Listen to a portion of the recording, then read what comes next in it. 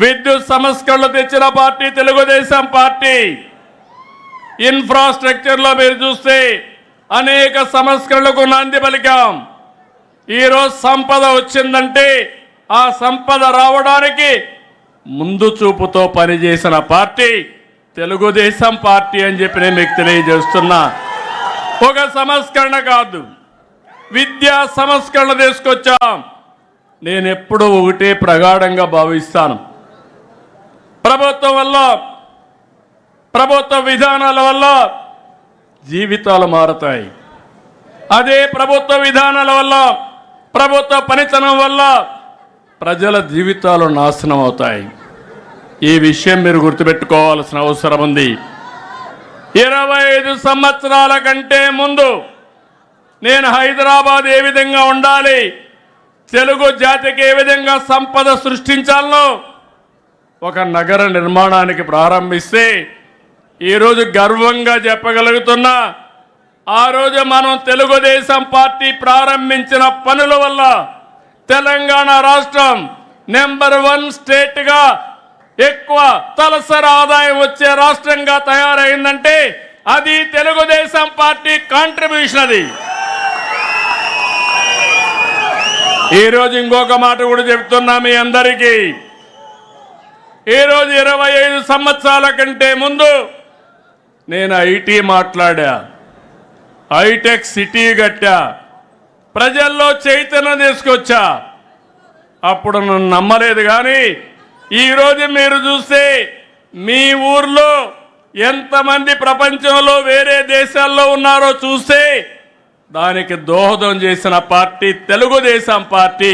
అది సాధించిన జెండా తెలుగుదేశం పార్టీ జెండా. ఈరోజు నేను గర్వంగా చెప్పగలుగుతున్నాను. ఏ దేశమైనా వెళ్ళండి, ప్రతి ఒక్క ఊర్లో కూడా మంచి కాలనీలు ఉంటాయి, అంటే డబ్బులు ఉండేవాళ్ళు.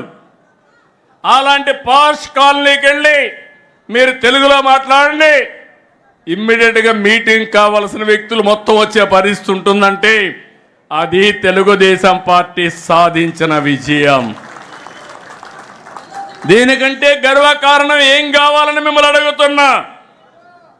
తెలుగుదేశం పార్టీ కార్యకర్త సగర్వంగా కాలరెగరేసుకునే పరిస్థితి తీసుకొచ్చాను తప్ప ఎక్కడ కూడా తలదించుకునే పరిస్థితి రాదని చెప్పి నేను మీకు తెలియజేస్తున్నా. ఈరోజైతే నిరంతరం ఈ కార్యక్రమం కొనసాగాలి.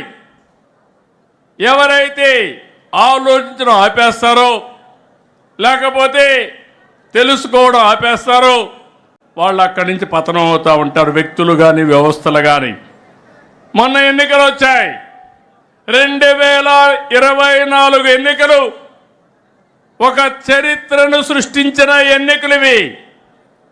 ఆ రోజు అందరం ఆలోచించాం, రాష్ట్రాన్ని పునర్నిర్మాణం చేసుకోవాలి, మళ్ళీ దగాగాబడ్డ ఈ తెలుగు జాతిని నిలబెట్టవలసిన బాధ్యత ఉందని తెలుగుదేశం, జనసేన, బీజేపీ 3 పార్టీలు కలిసి పోటీ చేశాం. పవన్ కళ్యాణ్ గారు కానీ నరేంద్ర మోడీ గారు కానీ పూర్తిగా సహకరించారు. ఇది ఒక చరిత్ర. 93% స్ట్రైక్ రేట్.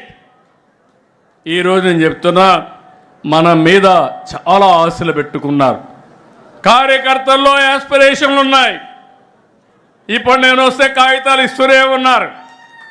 ఇది నాకు కొత్త అనుభవం. ఎప్పుడు కూడా కాగితాలు ఇచ్చేవాళ్ళు కాదు పదవుల కోసం. మీలో యాస్పిరేషన్లు ఉన్నాయి, ప్రజల్లో యాస్పిరేషన్లు ఉన్నాయి.